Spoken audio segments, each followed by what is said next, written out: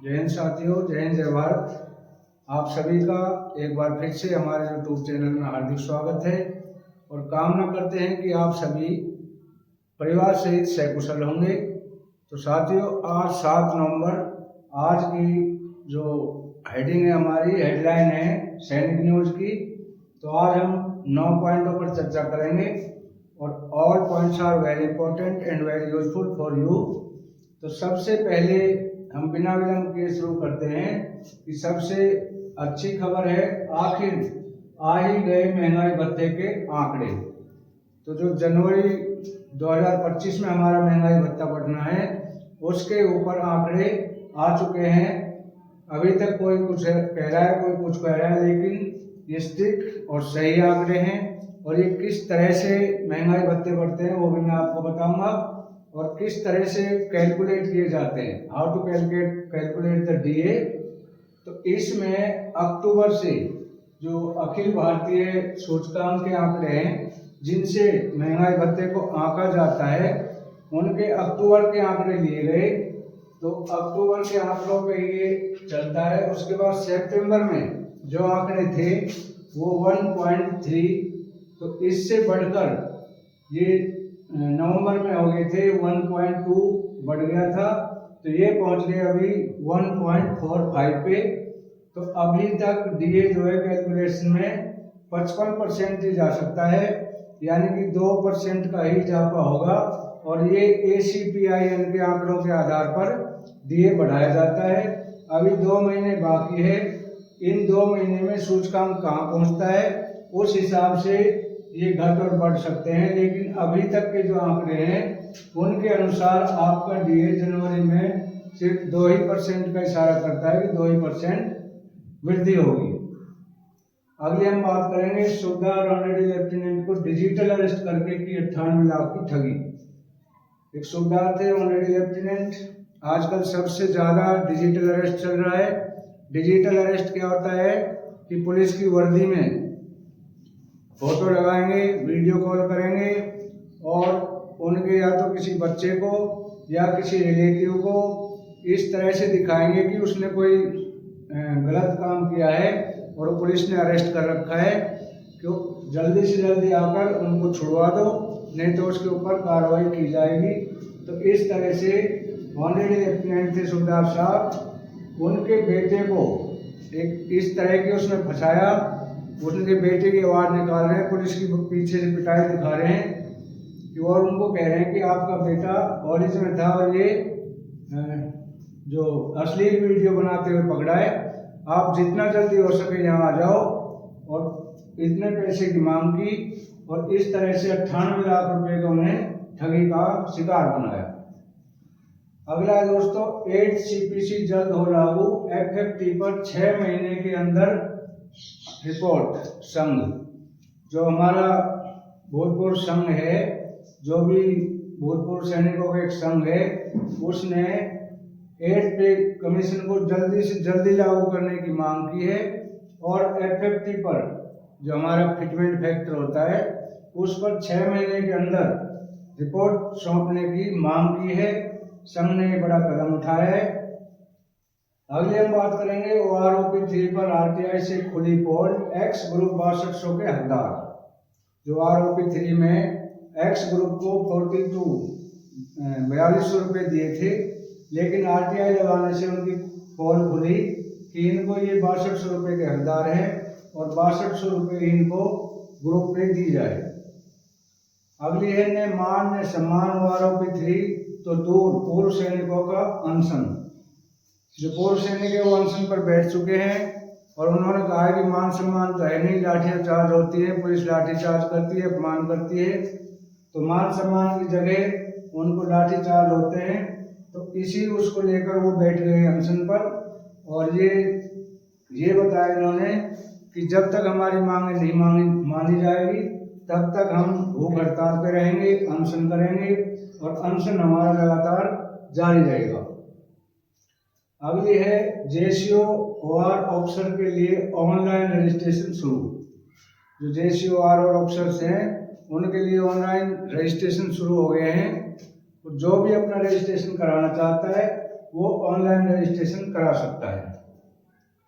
सातवां है सैनिक से रहे दूर, सैनिक से रहे दूर पुलिस करे सम्मान, नया आदेश। ये बहुत अच्छी खबर है और बहुत ही सम्मानजनक खबर है।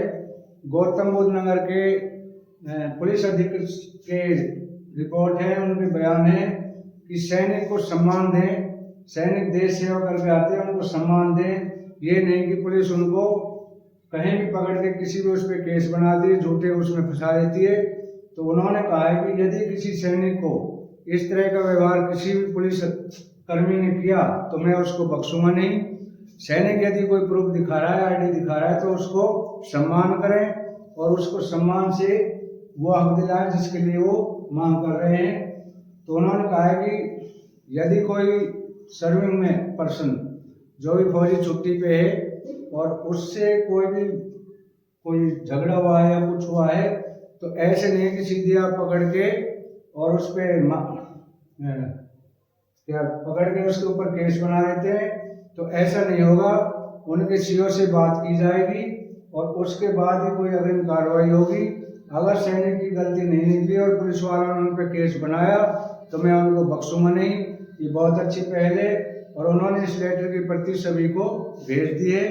और जो भी सैनिक सेवानिवृत्त है उनके साथ यदि कोई गलत करता है पुलिसकर्मी तो उसको बख्शा नहीं जाएगा। ये सख्ती से आदेश दिए हैं गौतम बुद्ध नगर के एसपी साहब ने।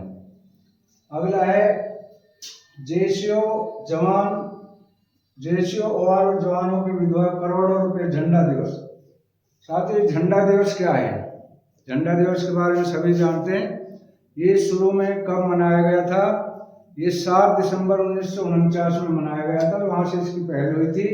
और झंडा दिवस का उद्देश्य क्या है कि झंडा दिवस पे करोड़ों रुपए जो इकट्ठे होते हैं उनका उद्देश्य है कि सैनिकों की जो विकलांग है उनकी सहायता करना, सैनिकों के घरों में मदद करना, मतलब घर बनाने में हेल्प करना, और सैनिकों को बेटी की शादी में मदद करना। मतलब सैनिक कल्याण के लिए झंडा दिवस पर जो पैसे उगाए जाते हैं वो सिर्फ भूतपूर्व सैनिकों के कल्याण के लिए उगाए जाते हैं।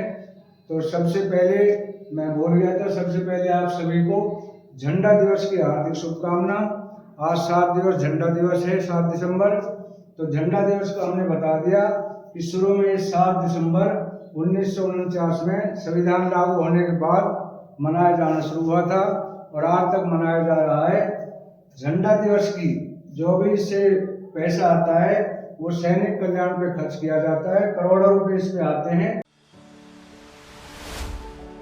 प्यारे देशवासियों, हर साल हम 7 दिसंबर को आर्म्ड फोर्सेस फ्लैग डे या सशस्त्र सैनिक झंडा दिवस मनाते हैं।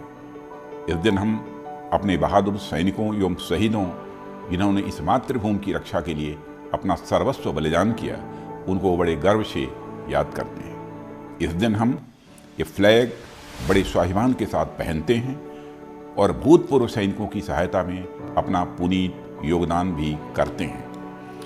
भारत की सशस्त्र सेनाओं को उनके अनुशासन, समर्पण और राष्ट्र प्रेम के लिए पहचाना जाता है। हमारी सीमाओं की रक्षा के अलावा वे प्राकृतिक और मानव निर्मित आपदाओं के दौरान महत्वपूर्ण भूमिका निभाते हैं। भारतीय सशस्त्र सेनाएं दुनिया भर में शांति स्थापना मिशनों में भी महत्वपूर्ण भूमिका निभा रही हैं। हमें अपनी सशस्त्र सेनाओं पर गर्व है।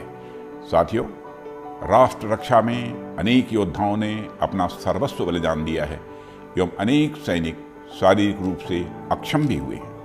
देश के एक जिम्मेदार नागरिक के रूप में इन सैनिकों, वीर नारियों एवं उनके आश्रितों के प्रति हमारा भी एक बड़ा दायित्व बनता है। इनकी सहायता, देखभाल, पुनर्वास, चिकित्सा आदि के लिए यथासंभव सहयोग करना प्रत्येक नागरिक का नैतिक दायित्व बनता है। मैं आज़ादी के अमृतकाल के शुभ अवसर पर आपका आह्वान करता हूँ कि आप हमारे इस अभियान में भागीदार बने। आपसे जितना बन सके armed forces flag day fund में अपना योगदान देकर हमारे वीर सैनिकों के प्रति अपनी कृतज्ञता प्रकट करें। मुझे आशा है कि आपकी उदारता और भागीदारी दूसरों को भी इस महान कार्य के साथ जुड़ने के लिए प्रेरित करेगी। जय Hind.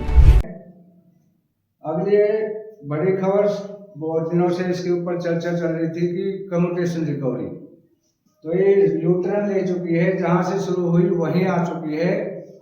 Punjab and Haryana high court में इस पे मामला उठा था, वहीं पे उन्होंने बोला था कि हमारी ये 15 साल तक बहुत ज़्यादा हो जाता है, नहीं काटा जाना चाहिए। तो वहाँ पे जज साहिबा श्रीमती सुखविंदर कौर है, उन्होंने अपना फैसला सुनाया कि ये 15 साल बिल्कुल वाजिब है, ये काटा जाएगा, क्योंकि ये स्वेच्छा से होता है। किसी ने आपको जब पेंशन आए तो जबरदस्ती नहीं की थी, इस पे आपकी स्वेच्छा थी, आपने मर्जी से कटवाया और टर्म्स एंड कंडीशन आपको बता दिए गए थे कि आपका इस परसेंट से कटेगा। तो इसमें लगभग 700 एप्लीकेशनों को खारिज करते हुए जज साहिबा सुखविंदर कौर ने Haryana and Punjab high court से क्लीन चिट दे दी है। तो ये केस वापस यूटर्न ले चुका है और इसमें कोई भी घटत बढ़त नहीं होगी, ये 15 साल काटा जाएगा। उन्होंने साफ कहा है कि ये आपकी स्वेच्छा से कटा है, जबरदस्ती नहीं की गई थी, आपको सारे कंडीशन बताए गए थे। तो इस पे जो भी भाई ये कह रहे हैं कि ये 10 साल 8 महीने हो गया है, 11 साल हो गया है, कुछ भी नहीं हुआ है, एज इट इज है, यूटर्न आ गया है, जहां से शुरू हुआ वहीं पे खत्म हो गया है, केस खारिज कर दिया गया है। तो अब कोई भी ये नहीं कहेगा कि वो ये 10 साल 8 महीने काटा जाए। कोर्ट ने बिल्कुल खारिज कर दिया, इस मामले को दोबारा उठाने के लिए ही नहीं छोड़ा है। तो अब आप साफ मतलब ये क्लियर हो जाना चाहिए कि आपका जो कम्यूटेशन है वो 15 साल पूरा काटा जाएगा। तो ये थी हमारी आज की मुख्य खबर। वीडियो अच्छी लगी हो तो लाइक शेयर और सब्सक्राइब अवश्य करें, ताकि हम हर अपडेट से आपका अवगत करा सकें। जय हिंद साथियों।